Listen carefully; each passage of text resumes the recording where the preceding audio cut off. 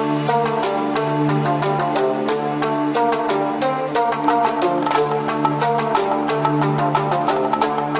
Everyone, स्वागत है आप सभी का विज्ञान वृक्ष के ऑनलाइन प्लेटफॉर्म पर। इस सेशन में हम डिस्कस करेंगे असिस्टेंट प्रोफेसर के लिए इंपॉर्टेंट क्वेश्चंस। तो स्टार्ट करते हैं हमारे पहले क्वेश्चन से। पहला क्वेश्चन है आपकी स्क्रीन पर, यहाँ पर आपके सामने organic compound having molecular formula, ये मॉलिक्यूलर फॉर्मूला गिवन है और आपको यहाँ पर पीक्स दिए हुए हैं कि आपको ट्रिपलेट मिलेगा, क्वार्टेट मिलेगा और कितनी आपकी उसकी वैल्यू होगी, और साथ में दे रखा है कि एनएमआर स्पेक्ट्रोस्कोपी। तो आपका एनएमआर का क्वेश्चन है, स्ट्रक्चर आइडेंटिफाई आपको यहाँ पे करना है। तो यहाँ देखो आप पहला नंबर कि हमारे पास C3H6O, इसमें आप देखो इसमें हमारे पास क्या क्या पीक्स गिवन है। सबसे पहले आपको यहाँ पर ट्रिपलेट दे रखा है, तो आपको यहाँ पर ट्रिपलेट दे रखा है। ट्रिपलेट आपको यहाँ पे 1.05 ppm पर है, और दूसरा आपको यहाँ पर दे रखा है क्वार्टेट दे रखा है, साथ में हमारे पास 2.3 ppm वैल्यू दे रखी है।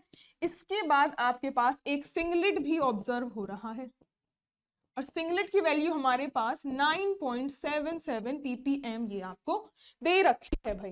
तो अब यहाँ पर पहले तो हम ये चेक कर लेते हैं कि आपके पास एक ट्रिपलेट, एक क्वार्टेट और एक सिंगलेट जो है कौन से स्ट्रक्चर में आपके ऑप्शंस में गिवन है।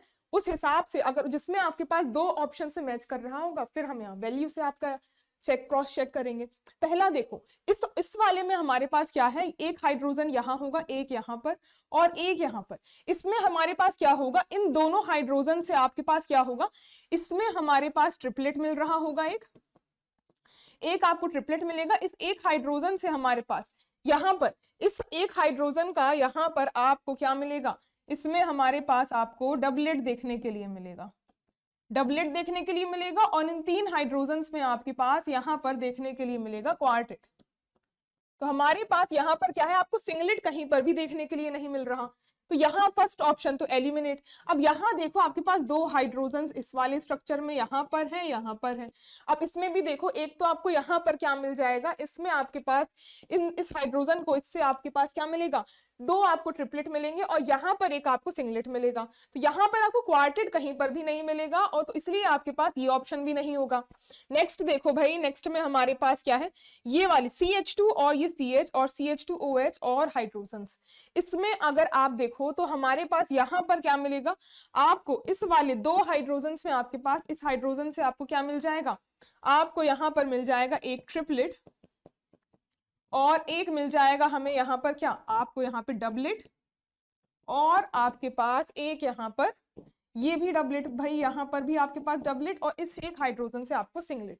तो इसमें भी आपको कुछ भी आपका स्ट्रक्चर जो है वो नहीं पॉसिबल होगा। अब लास्ट वाले में देखो, अब लास्ट वाले में इस एक हाइड्रोजन का तो हमें सिंगलेट मिल जाएगा, और आपको यहाँ पर इस हाइड्रोजन, इसमें आपके पास यहाँ क्या होगा, ये बगल वाले तीन हाइड्रोजन से आपको यहाँ पर मिल जाएगा, आपको क्या, आपको यहाँ पे क्वार्टेट मिल जाएगा, और यहाँ पर आपके पास दो हाइड्रोजन से आपको एक ट्रिपलेट मिल जाएगा।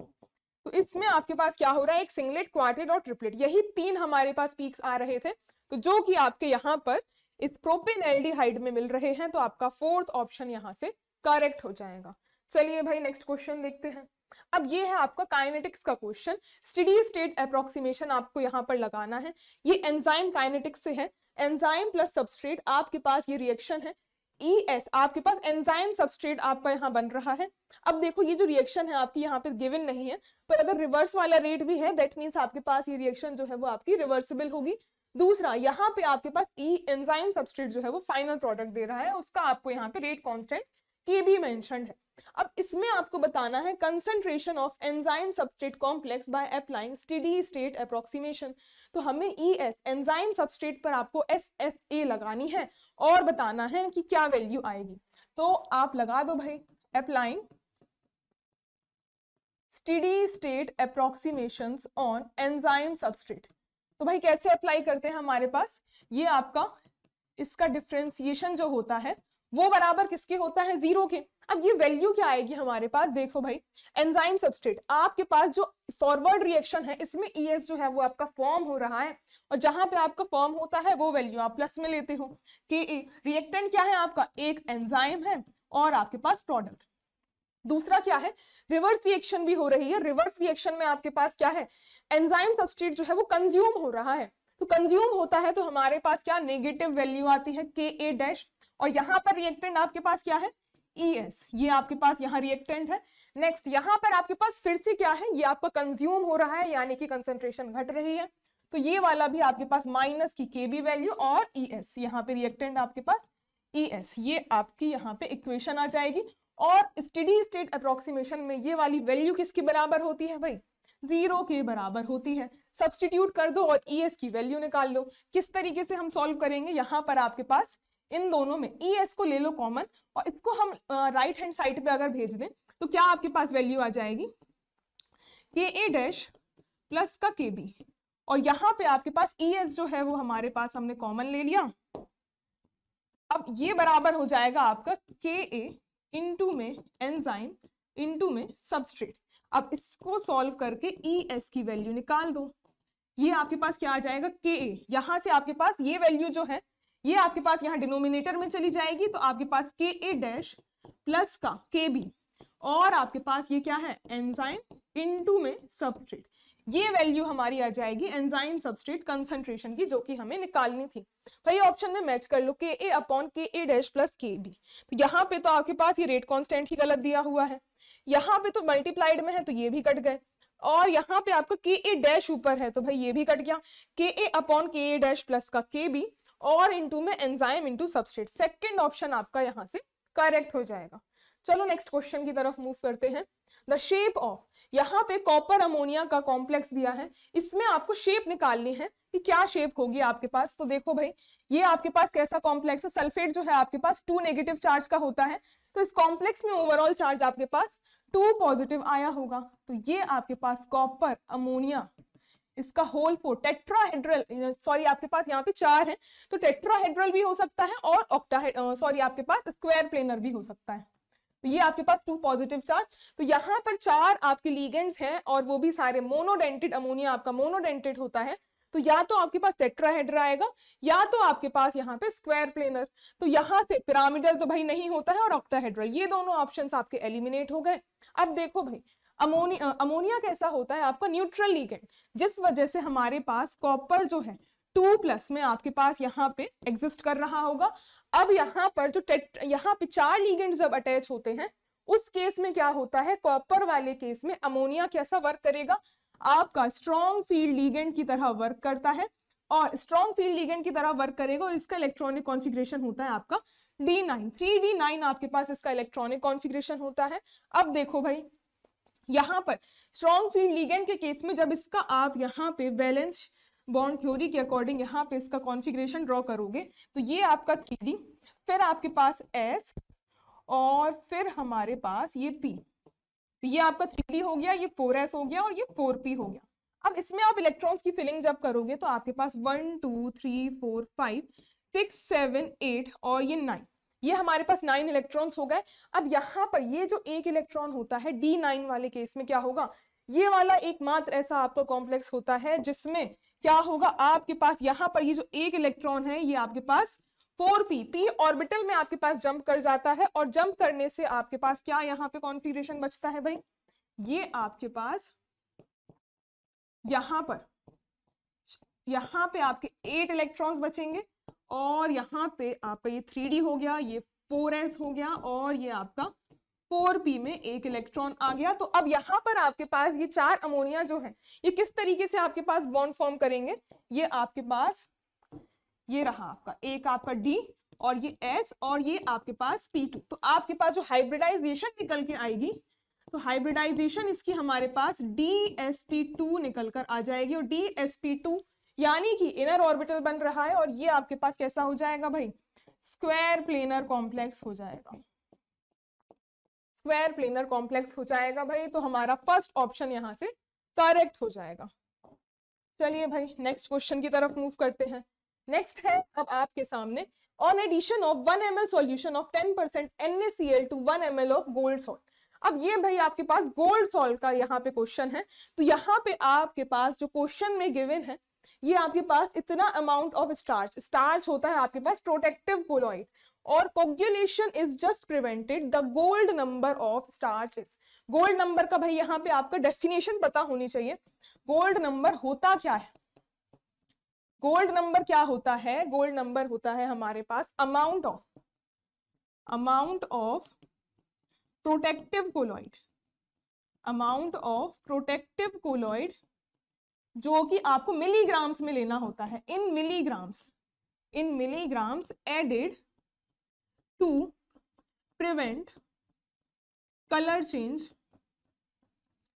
चेंज सॉल्यूशन का फ्रॉम रेड टू वॉयलेट।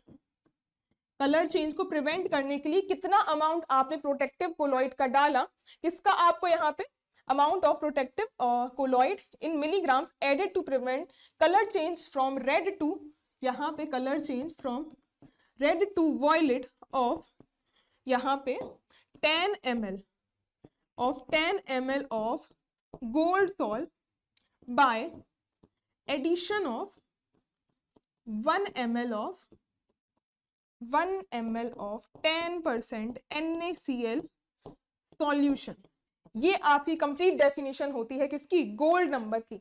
अब यहां पर आपको निकालना क्या है? गोल्ड नंबर ही निकालना है स्टार्च का। गोल्ड नंबर निकालना है तो ये बताना है कि प्रोटेक्टिव कोलॉइड का अमाउंट आपको मिलीग्राम्स में बताना है। जब आपके पास यहाँ पर 10 ml ऑफ गोल्ड सॉल्ट को प्रिवेंट किया जा रहा हो उसके कलर चेंज को by addition of 1 ml of 10% NaCl solution.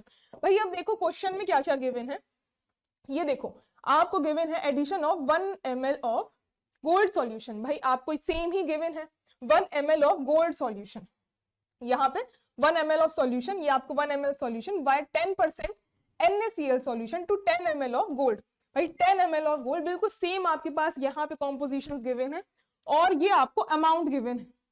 तो ये जितना अमाउंट है ना, अगर आपके पास जितनी भी क्वांटिटीज है बिल्कुल एग्जैक्टली इसकी डेफिनेशन के इक्वल दी है, दैट मीन्स हमारे पास क्या है 0.025 ग्राम्स ऑफ स्टार्च जो है, यही आपके पास क्या है गोल्ड नंबर की वैल्यू हो जाएगी। अब गोल्ड नंबर की वैल्यू ये हो चुकी है तो आपके पास आंसर क्या आ जाएगा?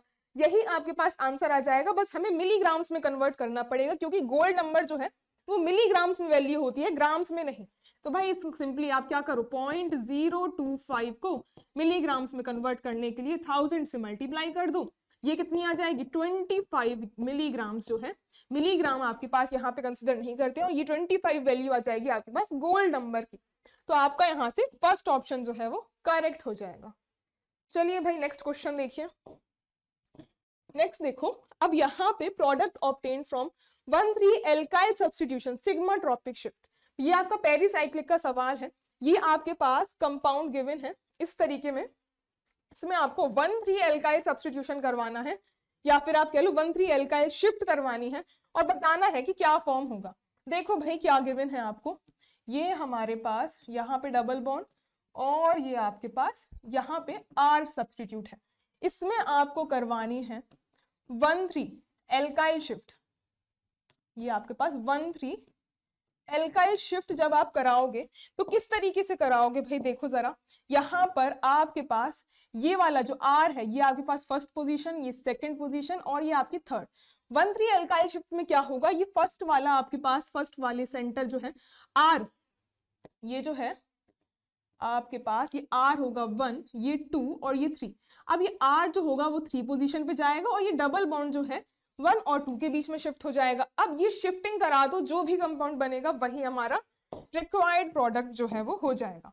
अब यहाँ से आपके पास ये तो आपके पास 2 बॉन्ड्स एज इट इज, ये डबल बॉन्ड आपके पास टूटा है और यहाँ पे ये जो थर्ड पोजीशन थी इसमें हमारे पास ये R ग्रुप आके अटैच हो जाएगा और ये आपके पास 2 मिथाइल ग्रुप्स, और इसमें ये जो सेकंड और 1 पोजीशन थी यहाँ पे R तो निकल गया और ये वाली पोजीशन पे आपके पास क्या आ गया, यहाँ से आपके पास डबल बॉन्ड यहाँ से शिफ्ट हो जाएगा। भाई ये आपका सॉरी भाई ये आपका थोड़ा कंपाउंड यहाँ पे गलत ड्रॉ कर दिया मैंने, ये है आपके पास, ये रहा आपका, ये रहा आपके पास R ग्रुप, इसमें करवानी है भाई 1,3 मिथाइल शिफ्ट। तो 1,3 मिथाइल शिफ्ट कैसे होगी, ये आपके पास 1 पोजीशन, ये 2 पोजीशन और ये 3 पोजीशन। 1 पोजीशन से आपके पास क्या होगा, 1 पोजीशन से आपके पास ये जो मिथाइल ग्रुप है ये थर्ड पोजीशन पे जाएगा और ये डबल बॉन्ड शिफ्ट होगा। शिफ्टिंग करा दो भाई, ये देखो अब इसमें आपके पास ये रहा बॉन्ड, अब यहाँ पे ये थर्ड पोजीशन पे जैसे हमारा आर आ रहा था वही आर आपके पास इस पोजीशन पे आएगा, यहां से डबल बॉन्ड आपका छूट जाएगा और इसमें ये वाली पोजीशन, पहले तो हम इसका स्केलेटन ड्रॉ कर लेते हैं, ये रहा। अब यहां से 2 और 1 के बीच में आपके पास डबल बॉन्ड आ जाएगा और ये तो आपके पास दो alkyl group as it is attach रहेंगे और ये आर ग्रुप बस इस पोजीशन पे आके डबल बॉन्ड यहाँ 1-2 के बीच में शिफ्ट हो गया।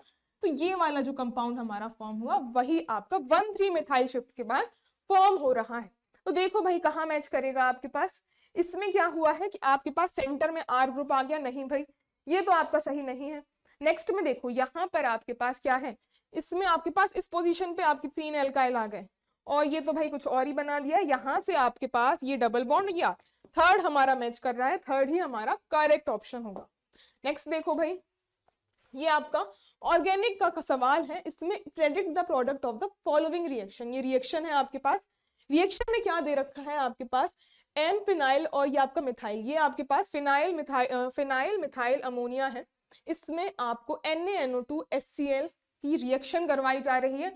NaNO2HCl क्या करता है आपके पास NO+ का एडिशन करवाता है, ये जो रिएक्शन है ये आपके पास NH,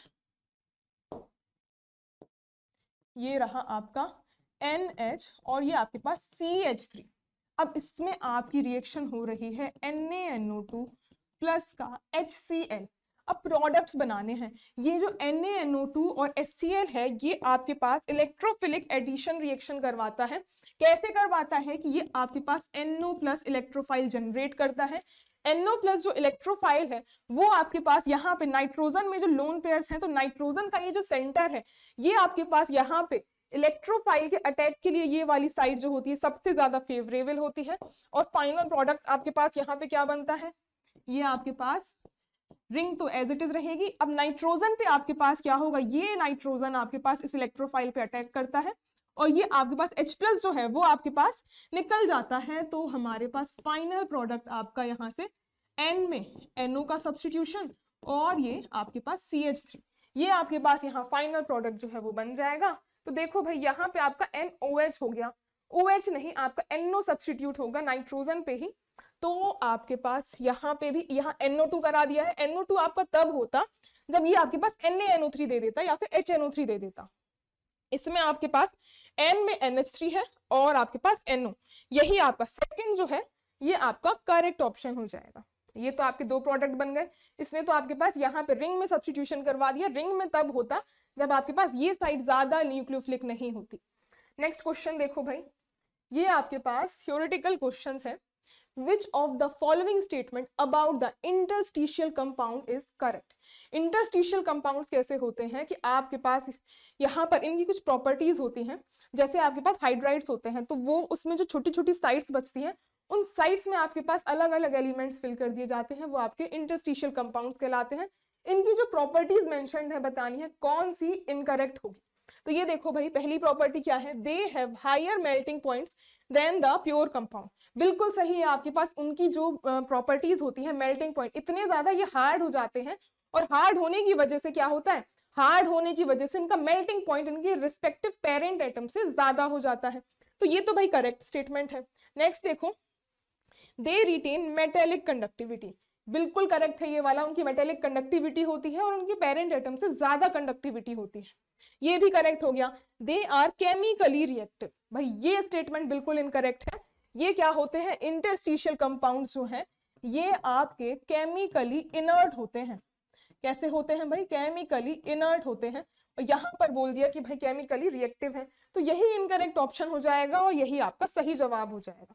लास्ट में है they are harder than their pure metal, बिल्कुल सही है, जैसे कि हमने बात करी मेल्टिंग पॉइंट उनका हायर होता है। क्यों हायर होता है, बिकॉज वो हार्ड होते हैं तो तोड़ना उनको इतना आसान नहीं होता।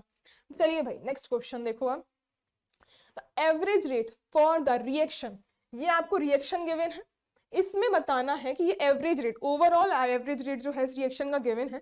क्या रिएक्शन है भाई, 2N2O5 और आपके पास यहाँ पर ये आपके पास गैस है,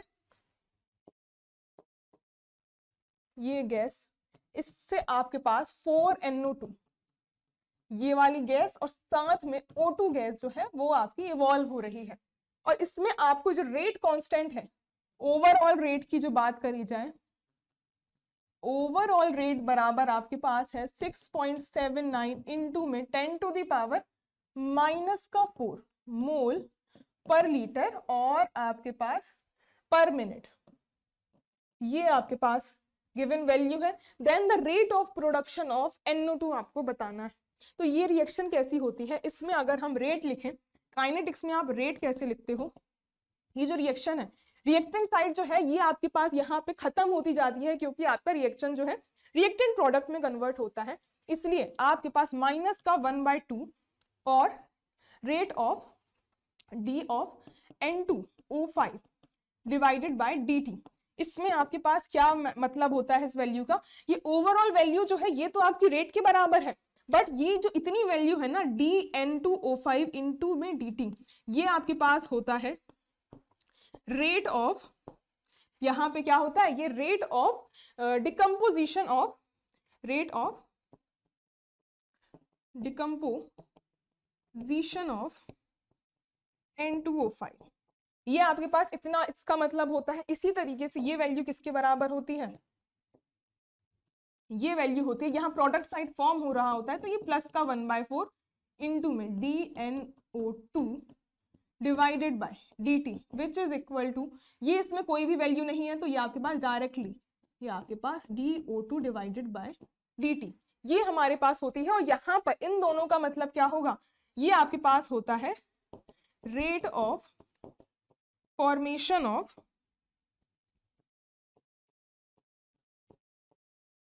NO2, और इसी तरीके से ये आपके पास हो जाता है completely rate of formation of O2।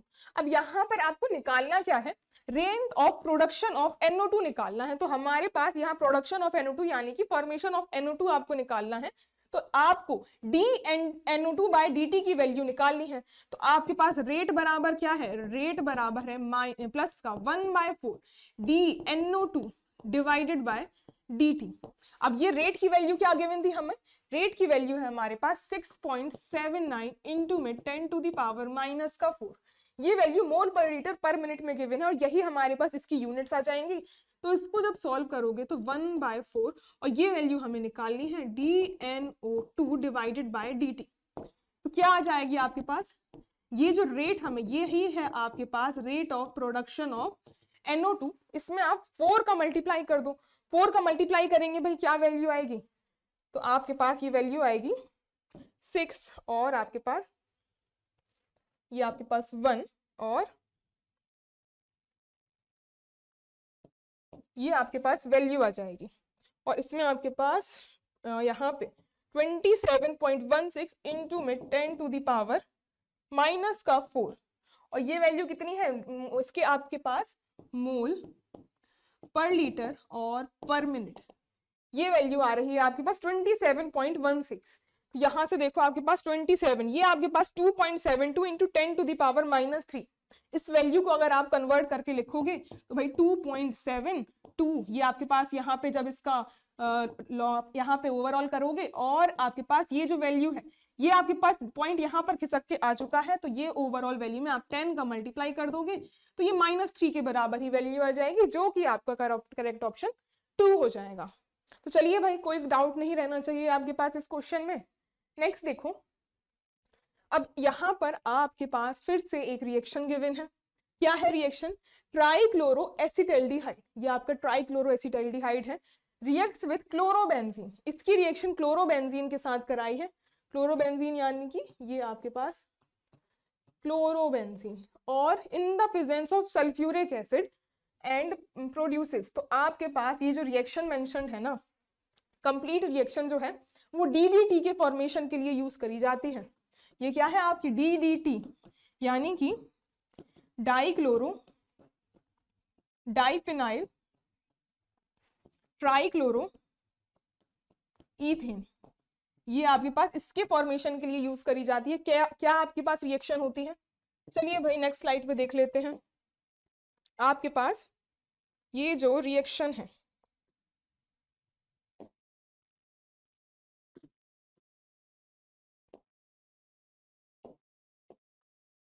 क्या है आपके पास CCl3CHO।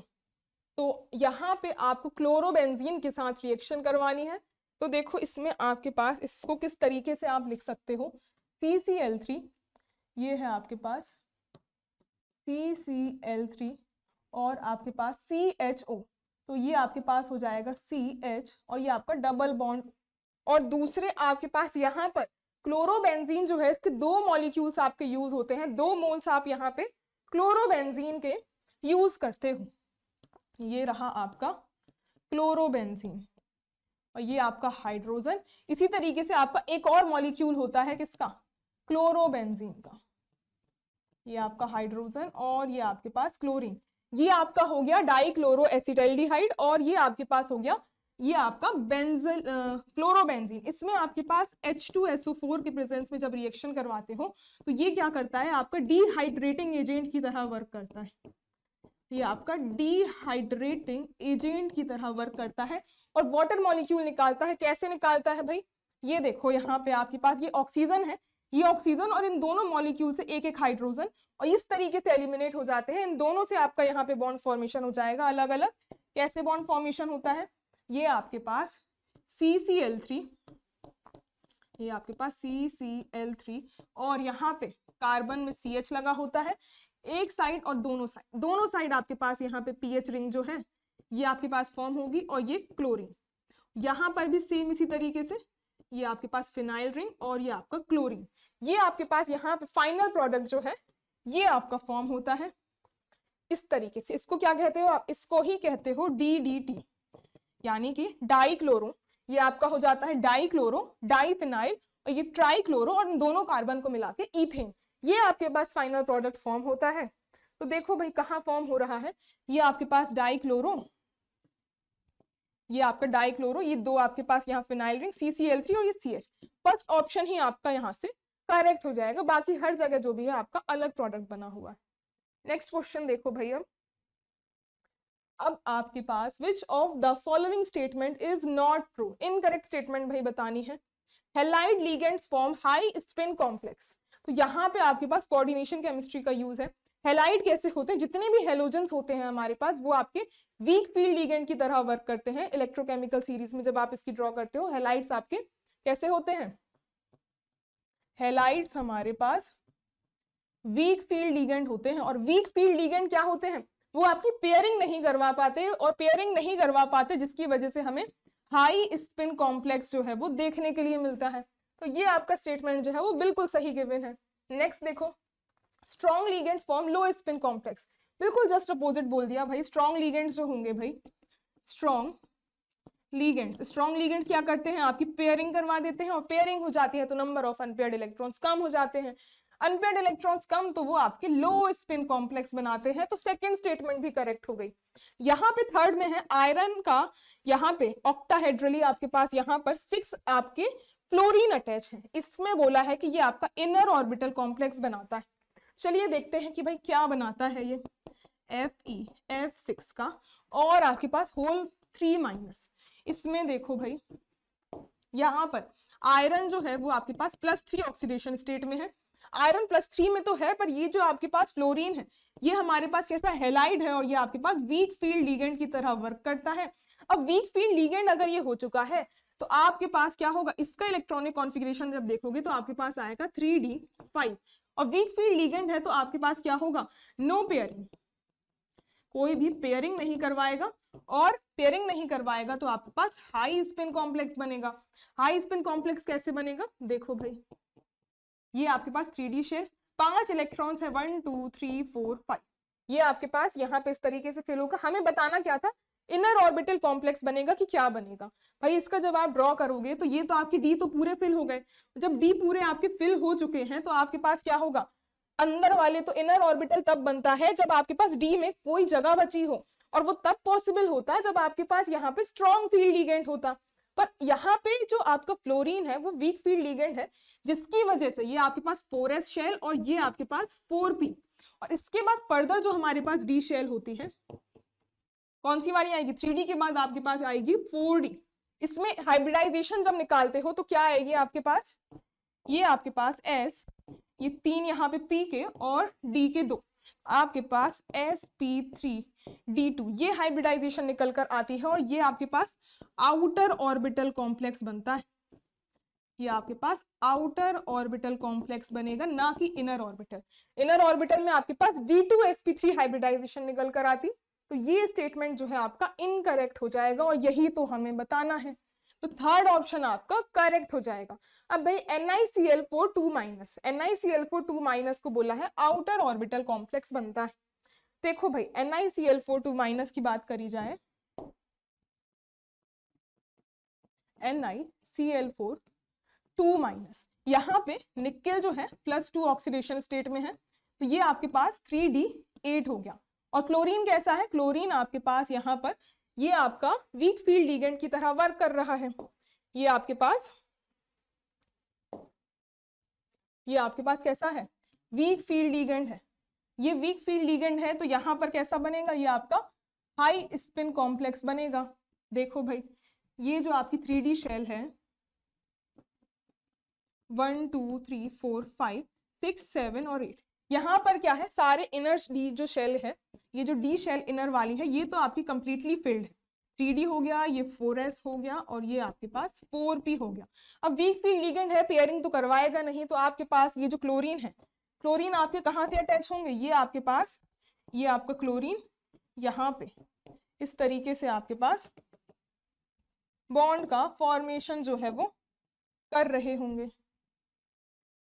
ये आपका क्लोरीन, ये आपका क्लोरीन और ये क्लोरीन, तो हाइब्रिडाइजेशन क्या आ जाएगी, हाइब्रिडाइजेशन आपकी sp3 आ जाएगी, जो कि आपके पास क्या है, क्या बन रहा है, ये आपका आउटर ऑर्बिटल कॉम्प्लेक्स यहाँ पे फॉर्म हो रहा है। क्या गिवन था हमें कि आउटर ऑर्बिटल कॉम्प्लेक्स, बिल्कुल सही स्टेटमेंट है ये वाली भी, तो आपका सिर्फ सी स्टेटमेंट जो है वो इनकरेक्ट थी। नेक्स्ट क्वेश्चन देखो, नेक्स्ट क्वेश्चन है which of the following reactions are not involved in thermite process. Thermite process आपके पास होती क्या है, थर्माइट प्रोसेस की अगर बात करें तो इस प्रोसेस में होता है आपके पास, इसमें aluminium metal, aluminium is used to convert, या फिर कह दो aluminium is used to reduce metal oxides to their respective metals।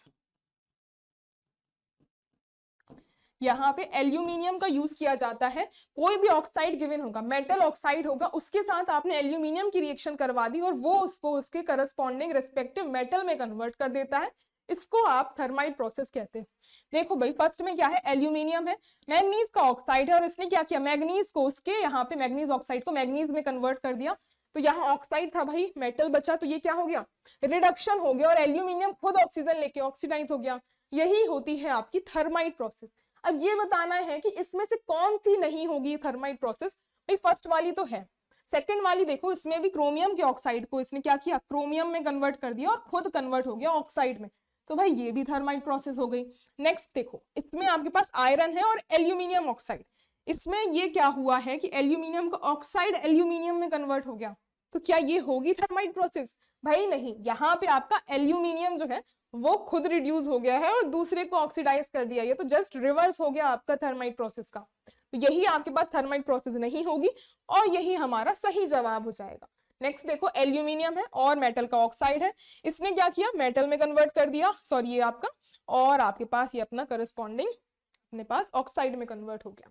वैसे तो बोरॉन आपका नॉन मेटल होता है, यहाँ पे क्या है आपके पास ये जो रिएक्शन है वो उसको करस्पॉन्डिंग एलिमेंटल फॉर्म में लेके जा रहा है, इसलिए ये आपकी थर्माइट प्रोसेस के अंडर कंसिडर करी जाएगी।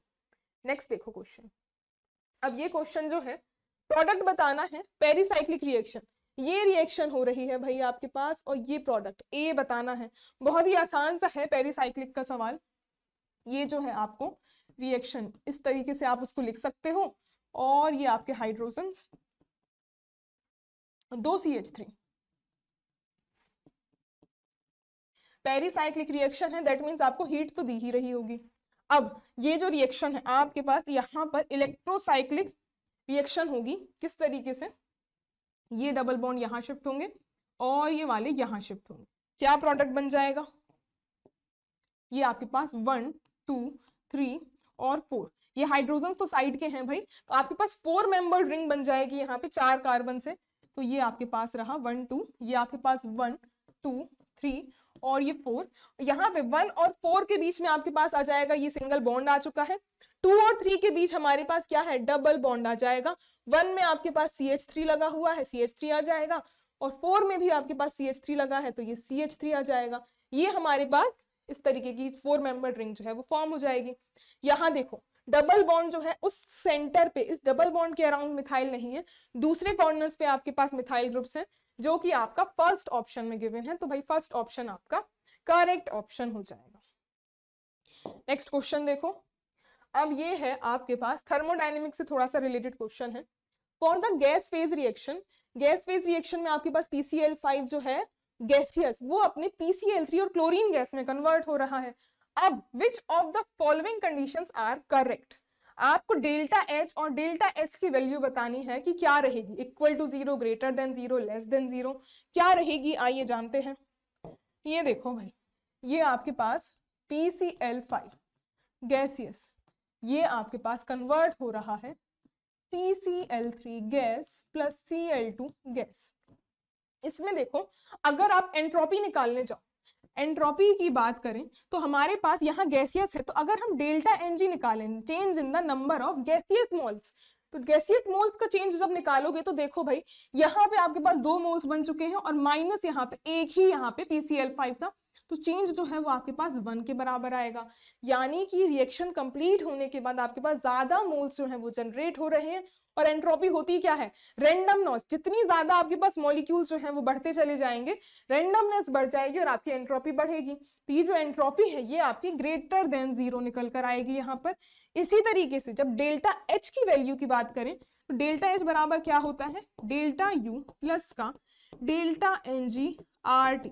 ये हमारे पास आपने ये रिएक्शन पढ़ी होगी जिसमें डेल्टा H तो एंथैल्पी हो गई, डेल्टा एनर्जी चेंज होता है, delta Ng change in the number of gaseous mole जो कि हमने निकाले हैं, RT तो हमारे पास गैस कांस्टेंट और T टेम्परेचर होता है।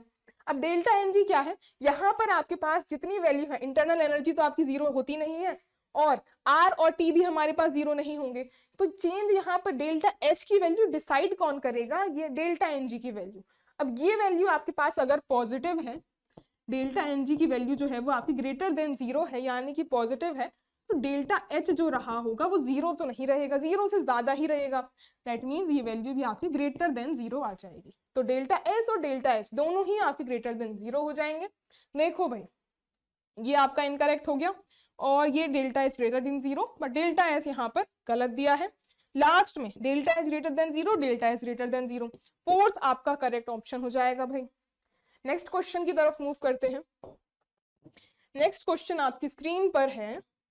अब आपके पास 1 phenyl 2 chloropropane on treating with alcoholic KOH gives mainly. तो आपके पास इसकी रिएक्शन करवा के क्या बनता है देखते हैं। ये आपके पास दिया क्या है, 1 फिनाइल 2 क्लोरोप्रोपेन। पहले भाई प्रोपेन बना लो, 3 कार्बन का प्रोपेन हुआ। फर्स्ट पे ये लेटर सपोज फर्स्ट है तो ये आपके पास यहाँ पर फिनाइल रिंग लगा दो, ये फिनाइल रिंग हो गई। और सेकंड पे क्लोरो, ये आपका सेकंड जो है ये आपके पास 1 पे फिनाइल, 2 पे आपका क्लोरो हो गया और ये आपके पास प्रोपेन, तो ये आपके पास CH3 हो गया। तो 1 फिनाइल 2 पे क्लोरो और आपके पास प्रोपेन, यही आपके पास कंपाउंड हो गया, ये है। अब इसकी रिएक्शन आपने करवाई एल्कोहलिक KOH के साथ। अब एल्कोहलिक KOH रिएजेंट का यहाँ पर आपको बस काम पता होना चाहिए। क्या काम होता है भाई एल्कोहलिक KOH का, ये आपका डीहाइड्रोहेलोजिनेशन करवाता है।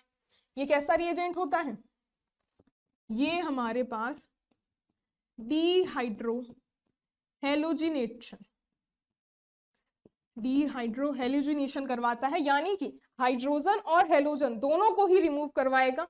अब देखो भाई यहाँ पे आपके पास ये तो हेलोजन हो गया, अब यहाँ से तो कोई भी हाइड्रोजन नहीं बच रहा है और यहाँ पर आपके पास मिथाइल में तो एक हाइड्रोजन है, तो इसको हम किस तरीके से लिख सकते हैं, ये आपके पास CH3 जो है, ये है आपके पास CH3, इसको लिख सकते हो आप CH2 और ये आपके पास हो जाएगा H।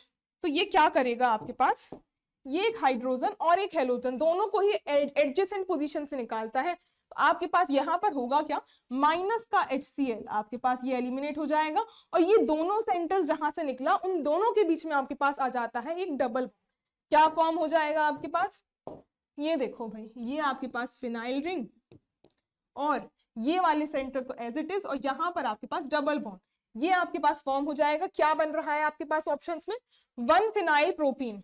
1 फिनाइल प्रोपीन क्या होता है भाई, ये आपकी प्रोपीन हो गई। यहाँ पे फर्स्ट पे आपके पास क्या हो गया, यहाँ पे आपके पास ये रहा आपका प्रोपीन, इसमें हमारे पास ये जो है, इसमें आपके पास क्या है, ये प्रोपेन है, तो 1 2 3, तो एक कार्बन हमारा लेस हो चुका है, तो ये आपके पास कुछ पीएच इस जगह पे रहेगा। अब पीएच आपके पास इस जगह पे रहेगा तो हमारे पास जो प्रोडक्ट फॉर्म होगा तो वो भी आपके पास, जैसे फिनाइल रिंग है तो एक कार्बन हमारा मिस हो चुका है, तो ये 1 2 और ये 3, इसमें आपके पास कहाँ से निकलेगा अब हाइड्रोजन, जहां से ज्यादा स्टेबल एल्कीन फॉर्म हो सकती हो।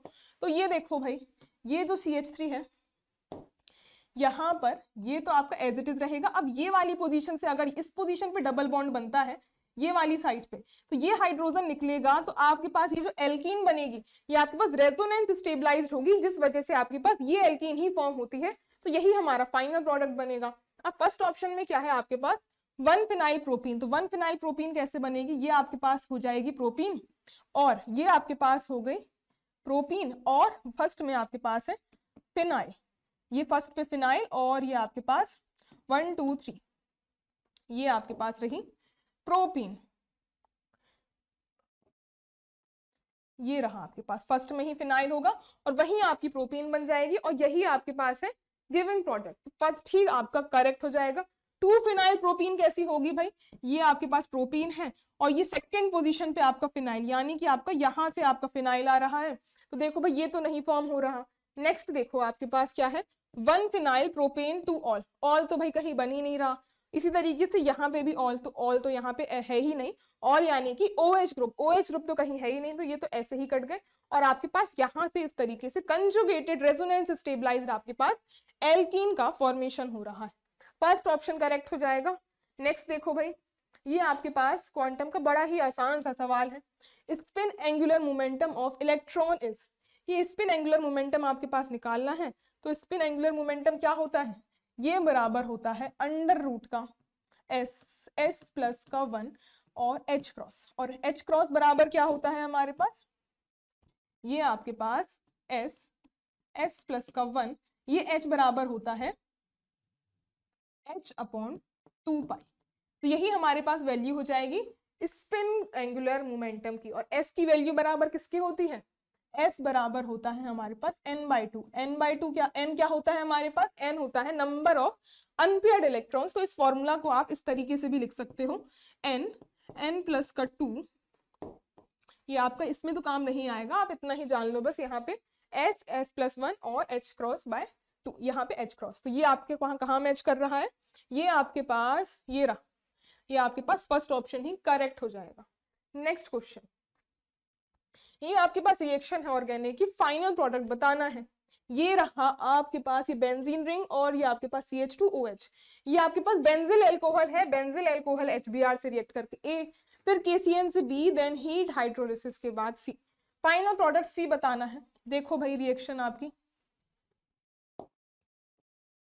ये रहा आपके पास बेंजिल अल्कोहल, ये आपका CH2 और ये रहा OH और ये रहा आपका HBr। इसमें क्या होगा आपके पास HBr जो है यहाँ पे Br माइनस आपका यहाँ पे इलेक्ट्रोफाइल की तरह अटैक करता है इस पे, और OH जो है वो निकल जाएगा, Br आपका OH की जगह सब्स्टिट्यूट हो जाता है। देखो भाई ये रहा आपका CH2Br, बेंजिल ब्रोमाइड बन गया, ये हमारा A प्रोडक्ट हो गया यहाँ पे। नेक्स्ट आपके पास KCN से रिएक्शन करवा दी, KCN क्या करता है, जहां पे भी हेलोजन होगा उसको साइनाइड से सब्स्टिट्यूट कर देगा, तो आपके पास क्या फॉर्म हो जाएगा, ये बेंजीन और ये आपका CH2CN, ये रहा आपके पास B प्रोडक्ट, ये हमारे पास B फॉर्म हो गया। नेक्स्ट इसके बाद हीट और हाइड्रोलिसिस, तो यहाँ पे एसिडिक हाइड्रोलिसिस करवाने के बाद आपके पास जो साइनाइड है वो ऑक्सीडाइज हो जाता है किसमें, कार्बोक्सिलिक एसिड में, और ये आपके पास CN की जगह COOH आ जाएगा, तो CH2COOH। यहाँ पे क्या बन गया आपके पास, बेंजिल, और ये आपके पास एसिड का फॉर्मेशन हो गया। तो ये आपका क्या बना, ये आपके पास बेंजोइक एसिड। बेंजोइक एसिड क्या होता है, ये आपके पास सिंपली यहाँ से डायरेक्टली COOH लगा होता है, तो ये तो नहीं, एक CH2 एक्स्ट्रा है, तो आपके पास फिनाइल इथेनोइक एसिड, ये आपका फिनाइल, ये 2 कार्बन का इथेन और इथेनोइक एसिड, यही बना है हमारे पास क्या, फिनाइल इथेनोइक एसिड। तो सेकंड ऑप्शन आपका यहाँ से करेक्ट ऑप्शन हो जाएगा। बाकी तो देखो भाई यहाँ पे इथेनामीन और कोई भी आपका यहाँ से फॉर्म नहीं होगा। नेक्स्ट क्वेश्चन देखते हैं भाई, ये है आपके पास कोलॉइड से क्वेश्चन। अब hair cream is an example, और हेयर क्रीम जो आप सिर में लगाते हो भाई, क्रीम किसका मिक्सचर होता है, तो उसकी अगर बात करी जाए तो इसमें आपके पास हेयर क्रीम में, हेयर क्रीम कोलॉइड्स में हम बात करते हैं डिस्पर्स्ड फेज और डिस्पर्जन मीडियम की। डिस्पर्स्ड फेज हेयर क्रीम में होता है लिक्विड, और डिस्पर्जन मीडियम, डिस्पर्जन मीडियम भी इसमें क्या होता है, लिक्विड। और लिक्विड लिक्विड फॉर्म करके disperse phase DP and DM, जब दोनों ही आपके लिक्विड होते हैं, जैसे कि आपका मिल्क में होता है, तो वो आपके पास क्या फॉर्म करते हैं, इमल्शन का फॉर्मेशन करते हैं। तो आपके पास थर्ड ऑप्शन करेक्ट हो जाएगा। नेक्स्ट देखो, ये है आपके सामने एसिडिटी से सवाल। अब इसमें बताना है which of the following is right for diprotic acid. Diprotic यानी कि जिसमें 2 H+ निकलने की संभावना होती है, जैसे आपका H2SO4। अब देखो यहाँ पे Ka2 is greater than Ka1। आपको बताना है रेट कांस्टेंट जो है वो पहला एसिड निकलता है, पहला H+ निकलता है वो Ka1 वैल्यू का होता है रेट कांस्टेंट, सेकंड H+ निकलता है तो वो Ka2 कहलाता है। इसमें आपको बताना है क्या रेट होता है। देखो जैसे हम H2SO4 की बात करें, अगर डाइप्रोटिक एसिड H2SO4 ये जो है, इसमें आपके पास ये रहा H+ प्लस का HSO4 माइनस, तो ये कहलाता है आपका Ka1। अब दूसरा HSO4 जो है ये माइनस, ये आपका Ka2, इसमें आपके पास दूसरा H+ निकला और SO4 2 माइनस, ये रहे आपका Ka1 और Ka2। कभी भी चाहे डाइप्रोटिक एसिड हो चाहे ट्राइप्रोटिक एसिड हो, आपका जितना ज्यादा आपके पास फर्दर मूव करते जाते हो, आपका रेट कांस्टेंट की वैल्यू जो है वो घटती जाती है। तो हमारे पास क्या होगा, Ka1 ग्रेटर देन Ka2, ये वैल्यू रहेगी। अगर ट्राइप्रोटिक एसिड होता तो उस केस में आपके पास ये Ka2 ग्रेटर देन Ka3। इस तरीके से आप जितना फर्दर मूव करते जाते हो, आपकी रेट कांस्टेंट की वैल्यू घटती चली जाती है। क्या ऑप्शन करेक्ट होगा भाई आपका, सेकंड ऑप्शन यहां से करेक्ट ऑप्शन हो जाएगा। चलिए नेक्स्ट क्वेश्चन, अब है methanol on heating with salicylic acid and few drops of concentrated H2SO4 gives smell of. तो यहाँ पर आपके पास ये जो रिएक्शन होती है, देखो ये आपका सैलिसिलिक एसिड, सैलिसिलिक एसिड क्या होता है, आपके पास बेंजीन रिंग जो है, ये रही बेंजीन रिंग, इसमें एक OH और दूसरा COOH, जब ये अटैच होता है तो इसको कहते हैं सैलिसिलिक एसिड। ठीक है, नेक्स्ट इसमें आपकी मिथेनॉल के साथ रिएक्शन करवाई, CH3OH and with few drops of concentrated H2SO4, ये आपका कंसंट्रेटेड H2SO4 भी डाल दिया। तो इसमें बनता क्या है, इसमें आपके पास सैलिसिलिक एसिड में आपका ये जो COOH ग्रुप है मिथेनॉल से आपका COCH3 बन जाता है, तो आपके पास मिथाइल सैलिसिलेट का फॉर्मेशन हो जाता है। OH तो एज इट इज रहेगा, और ये आपके पास C डबल बॉन्ड OCH3, ये जो एसिडिक प्रोटॉन होता है वो आपका CH3 से सब्स्टिट्यूट हो जाता है, और यहां से इसका OH और इसका H+ निकल के डिहाइड्रेशन करवा देता है आपका H2SO4। आपके पास बनता क्या है, H2O निकला यहां से डिहाइड्रेशन की वजह से, और डिहाइड्रेशन से OH और H+ निकल गया, CH3 आपका यहाँ पे आ गया। तो ये आपके पास क्या बन गया, मिथाइल सैलिसिलेट। और मिथाइल सैलिसिलेट को क्या कहते हैं भाई, याद करो, इसका हम क्या नाम देते हैं, ये कहलाता है आपका ऑयल ऑफ विंटर ग्रीन, ये कहलाता है ऑयल ऑफ विंटर ग्रीन। तो हमारे पास क्या ऑप्शन करेक्ट हो जाएगा? Oil of winter green, second option correct हो जाएगा भाई। जो प्रोडक्ट बनेगा वही, उसी की तो आपकी स्मेल आएगी, और वही पूछा था कि क्या स्मेल देगा, oil of winter green, methyl salicylate की आपकी स्मेल आएगी। नेक्स्ट क्वेश्चन, अब ये है आपके पास 4 स्टेटमेंट गिवन है, नॉट करेक्ट बताना है कि किसमें आपके नॉट करेक्टली मैच्ड, ये आपके पास उसके सभी, ये आपके पास FeCl3 इन वाटर बोला है, बेसिक होता है। इसी तरीके से सब तरीके सारे 4 स्टेटमेंट हैं, बताना है कौन सा सही मैच नहीं है।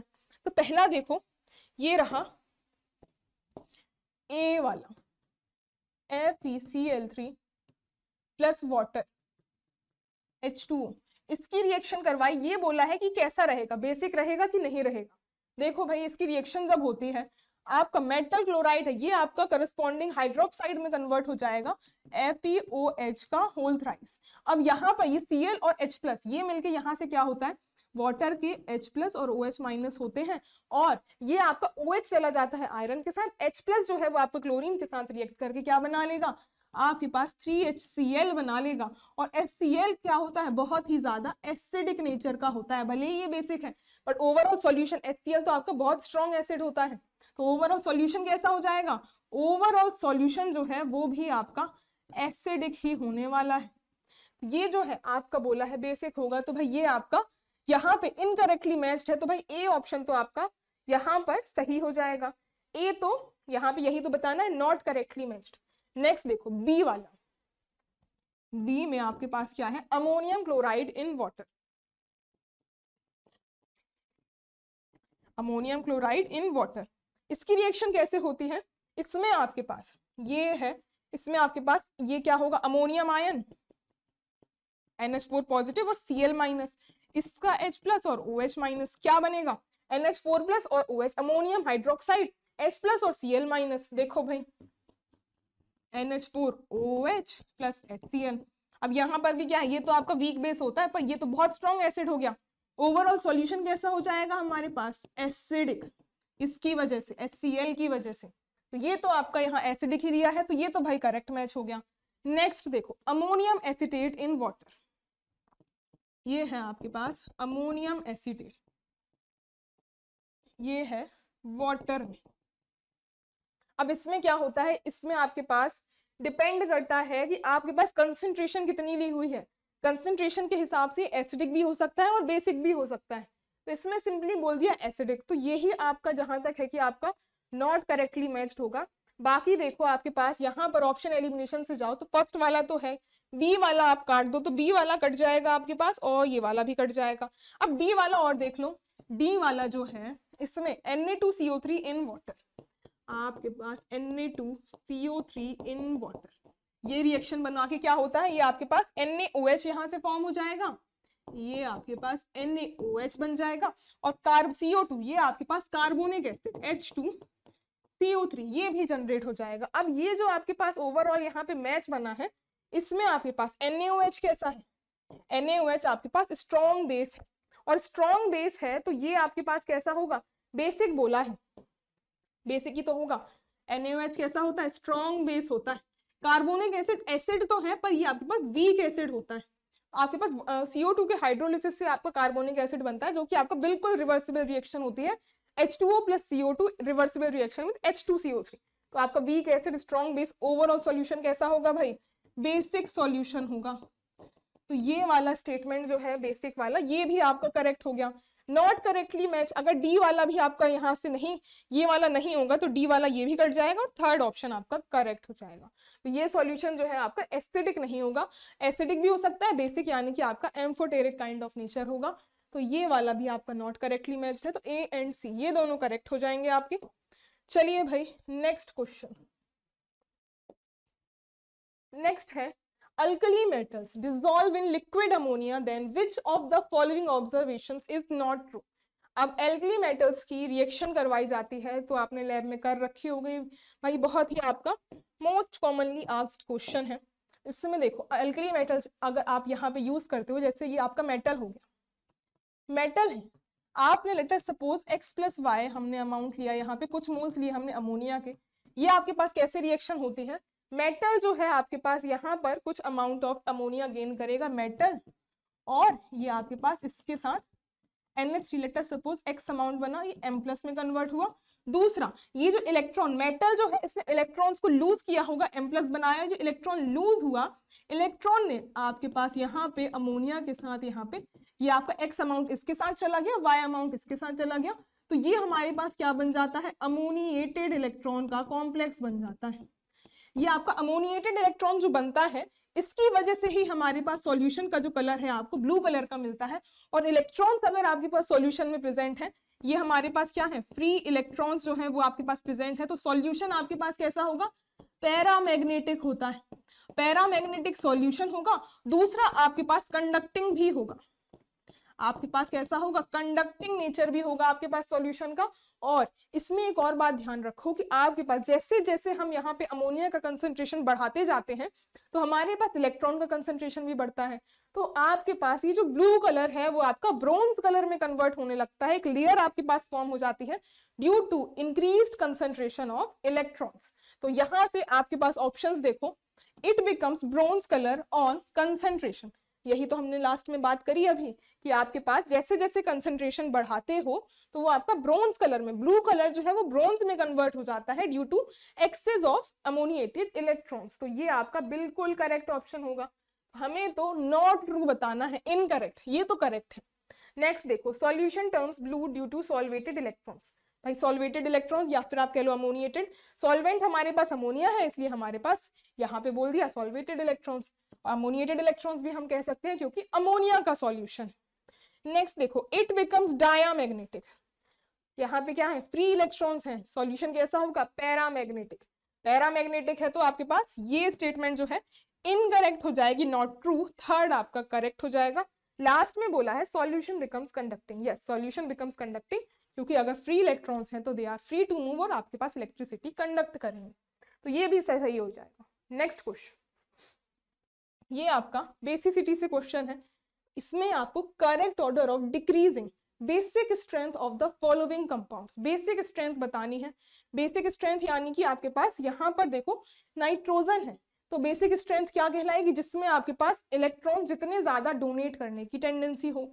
अब आपके पास यहाँ पर देखो ये जो पायरोल है, इसके जो आपके लोन पेयर्स हैं, इसको यहाँ पे देखो आप अलग से, ये रहा, इसमें आपके पास इलेक्ट्रॉन्स जो हैं वो आपके कंप्लीटली डीलोकलाइज्ड हैं आपके पास रिंग में। तो ये नाइट्रोजन कैसे हैं, आपके पास sp2 हाइब्रिडाइज्ड हो जाते हैं क्योंकि वो डीलोकलाइज हो चुके हैं, और ये आपके पास कंप्लीटली रिंग में आपके पास डीलोकलाइजेशन दिखा रहे हैं। तो ये कैसे हैं, डीलोकलाइज्ड है और बिल्कुल भी अवेलेबल नहीं है। तो आपके पास इसकी बेसिसिटी की बात करें तो आपके पास इसकी बेसिसिटी जो है वो आपके पास सबसे कम निकल के आएगी। तो आपके पास फर्स्ट जो है वो तो भाई लास्ट में ही रख दो। नेक्स्ट देखो, इसमें आपके पास क्या है, ये हमारे पास इस नाइट्रोजन के जो लोन पेयर है वो आपके बिल्कुल अवेलेबल है डोनेशन के लिए, क्योंकि कोई भी डबल बॉन्ड नहीं है। हर जगह देखो कोई ना कोई डबल बॉन्ड आपके पास प्रेजेंट होगा रेजोनेंस के लिए। बस इसमें आपके पास देखो बल्कि एक्स्ट्रा आपको यहाँ पे प्लस आई इफेक्ट से क्या है, और ज्यादा यहाँ पे इलेक्ट्रॉन डेंसिटी इंक्रीज हो रही होगी। तो आपके पास सेकंड वाला जो है इसमें नाइट्रोजन कैसा है आपका sp3 हाइब्रिडाइज्ड, और आपके पास क्या है, लोकलाइज्ड इलेक्ट्रॉन है। सबसे ज्यादा बेसिसिटी आपकी सेकंड वाले की हो जाएगी। नेक्स्ट देखो, अब इन दोनों में अगर बात करें, इन दोनों में बीच की कहानी, सबसे ज्यादा आपके पास किसकी है, सबसे ज्यादा सेकंड और सबसे कम फर्स्ट। सबसे ज्यादा सेकंड और आपके पास ये सेकंड, लीस्ट आपके पास किसकी है, फर्स्ट की। आंसर तो भाई यहीं से ही आ गया आपका फोर्थ। अब इन दोनों में अगर बात करी जाए तो इसकी अगर जो लोन पेयर्स देखो, वैसे तो आपके पास जो पिरिडीन है इसमें आपके पास ये है पिरिडीन, ये रहा नाइट्रोजन इसमें, और दूसरा हमारे पास क्या है, ये रहा हमारे पास एनिलीन। अब इन दोनों में बेसिसिटी का आप ये कंपैरिजन करोगे, ये देखो पिरिडीन में क्या है, इस रिंग में आपस में क्या है, आपस में ही कंप्लीटली डीलोकलाइजेशन है। नाइट्रोजन के लोन पेयर जो है वो आपके पास लोकलाइज्ड रहेंगे। इस केस में कैसे रहेंगे, लोकलाइज्ड रहेंगे। वो आपके पास रेजोनेंस तो है उसके पास, पर वो लोन पेयर्स उसमें पार्टिसिपेट नहीं कर रहे हैं। ये आपस में 6 इलेक्ट्रॉन्स जो है वही अपना रेजोनेंस शो करेंगे।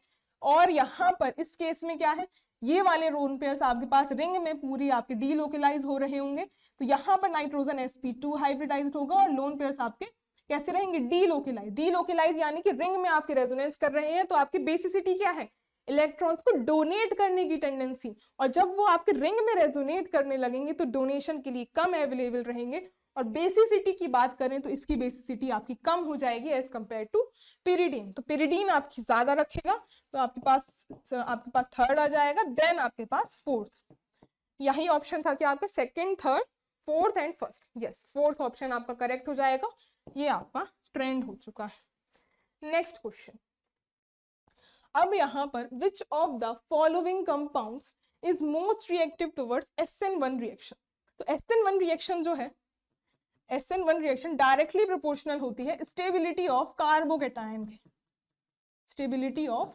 कार्बोकेटायन, और दूसरा कार्बोकेटायन स्टेबल कब होता है, जब स्टीरिक हिंड्रेंस ज्यादा होती है, यानी कि डायरेक्टली प्रोपोर्शनल होता है स्टीरिक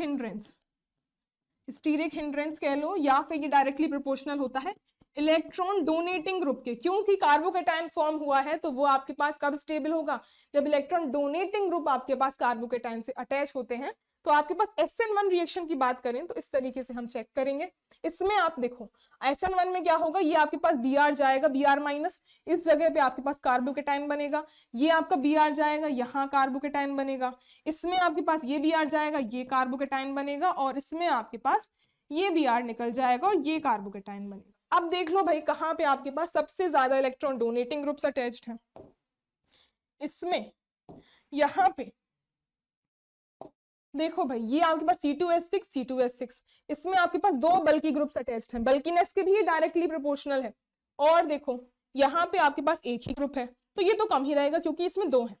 बाकी देखो यहाँ पर CH2S5, इसमें भी दो हैं, पर यहाँ पर एक हाइड्रोजन है CH3 ज्यादा डोनेटिंग है, ये कैसा है, प्लस H इफेक्ट, हाइड्रोजन तो कोई डोनेशन नहीं देगा, तो फर्स्ट से ज्यादा तो आपका थर्ड हो जाएगा, और थर्ड में क्या है, थर्ड में आपका एक ही फिनाइल ग्रुप है, तो सबसे ज्यादा आपके पास बल्कीनेस और डोनेशन आपका थर्ड में है, तो थर्ड ही आपका यहाँ पे सबसे ज्यादा स्ट्रॉन्ग रिएक्शन दिखाएगा, फास्ट रिएक्शन दिखाएगा टुवर्ड्स SN1।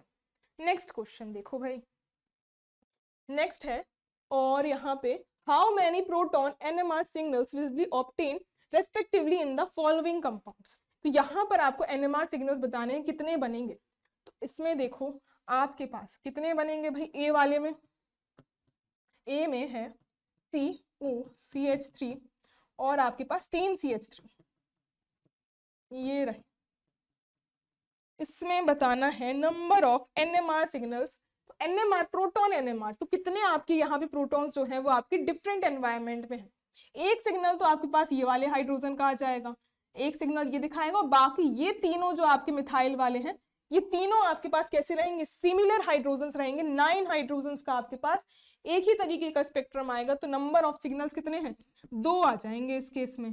आप देखो सेकंड वाले में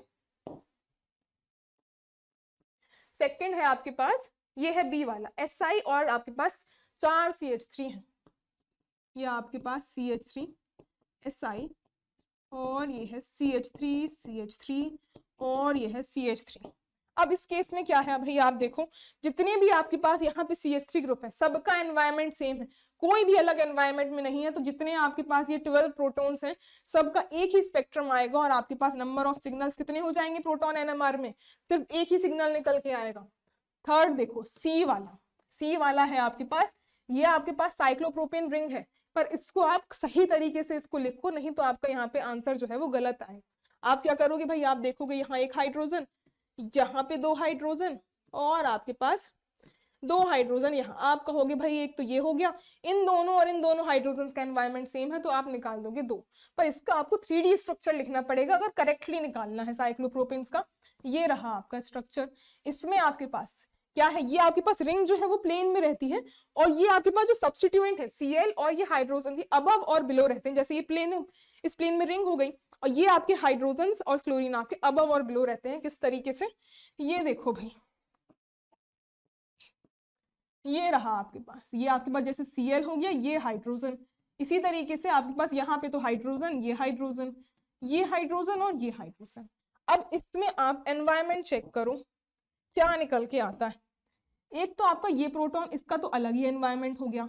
बाकी ये आपके पास जो दो प्रोटॉन्स अबव द प्लेन है, इसको क्या नजर आ रहा होगा? इस एक प्रोटॉन को अपने ऊपर एक हाइड्रोजन और एक क्लोरीन, और इस तरीके से इस हाइड्रोजन को भी आपने बगल में एक हाइड्रोजन और एक क्लोरीन, तो ये दोनों आपके एक ही नेचर के हो गए। और इसी तरीके से हमारे पास ये जो नीचे वाले हाइड्रोजन है, इसको अलग कलर से लिख देते हैं भाई। एक तो हमारे पास ये सिग्नल हो गया, दूसरा आपके पास ये वाला प्रोटॉन है, तीसरा इसमें भाई तीन तीन सिग्नल्स हैं। इसको हम कौन से कलर से लिख सकते हैं भाई? इसको आप ले लो ग्रीन कलर से। इसमें आपके पास क्या होगा, जब ये वाला प्रोटॉन होगा, इसको क्या नजर आ रहा होगा? ये आपका नीचे होगा, इसको नीचे से एक हाइड्रोजन और दूसरा हाइड्रोजन, और ऊपर वालों को क्या नजर आ रहा था? ऊपर वालों को अपने बगल में एक हाइड्रोजन और ऊपर से एक क्लोरीन दिख रहा था। ये क्या था भाई? ये आपके पास ऊपर एक क्लोरीन और एक हाइड्रोजन, पर नीचे वाले को अपने बगल में एक हाइड्रोजन और नीचे वाला हाइड्रोजन नजर आएगा।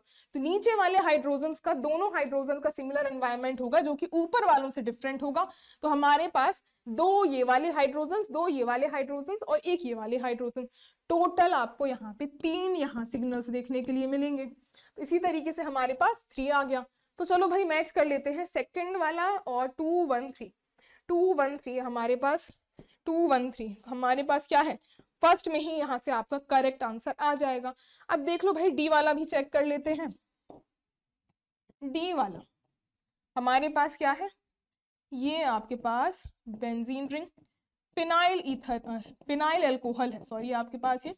इसमें नंबर ऑफ सिग्नल्स बताने, तो फिनाइल एल्कोहल में अगर आपके पास यहाँ पर वाटर होता है, वाटर वाले केस में अगर आपके पास कोई भी सॉल्वेंट मेंशन नहीं है, तो हम सिंपली वाटर का केस लेके चलते हैं, और वाटर वाले केस में ये H+ आपका उसके वाटर के OH से आपका एक्सचेंज होता रहता है, जिसकी वजह से इसका कोई सिग्नल देखने के लिए नहीं मिलता। अब देखो भाई, यहाँ पे आपको कोई भी सॉल्वेंट मेंशन नहीं है। अगर सॉल्वेंट मेंशन नहीं है तो हम सिंपली वाटर लेके चलेंगे। अगर आपको D2O मेंशन होता, उस केस में आपको यहाँ पे इस हाइड्रोजन का एक अलग सिग्नल देखने के लिए मिलता है, बट यहाँ पर नहीं है, तो आप इसका कोई भी सिग्नल कंसिडर नहीं करोगे। अब बचा क्या हमारे पास? एक तो हमारे पास यहाँ पर ये जो हाइड्रोजन्स हैं, ये सारे हाइड्रोजन्स जो हैं, इनका अराउंड 7 ppm आपके पास स्पेक्ट्रम आता है, और इन सारे के सारे हाइड्रोजन्स की 5 हाइड्रोजन्स की आपको मल्टीप्लेट देखने के लिए मिलती है, और इन पूरे पांचों हाइड्रोजन्स की एक ही पीक आएगी। आपके पास होता क्या है, स्पेक्ट्रम में बहुत ही क्लोजली मर्ज्ड रहती हैं, जिसकी वजह से आप कह देते हो कि एक ही पीक आई है, तो इसको हम एक ही कंसिडर करेंगे, और इन दोनों हाइड्रोजन्स की आपके पास एक पीक आएगी। तो टोटल नंबर आपके पास हो जाएंगे 2। तो आपके पास 2 हाइड्रोजन्स, यहाँ पे 2 number of proton NMR signals आएंगे, तो ये आपका सेकंड हो जाएगा। बाकी अगर आपके पास सॉल्वेंट मेंशन्ड होता, तब आपके पास 3 सिग्नल यहाँ पे ऑब्टेन हो रहे होते। तो यहाँ पे हमने काफी सारे क्वेश्चंस जो है हमने असिस्टेंट प्रोफेसर के यहाँ पे डिस्कस कर लिए हैं। आई होप आपके लिए सेशन बेनिफिशियल रहा हो। सेशन अच्छा लगा हो तो सेशन को आप लाइक और शेयर कर सकते हैं। Thank you so much.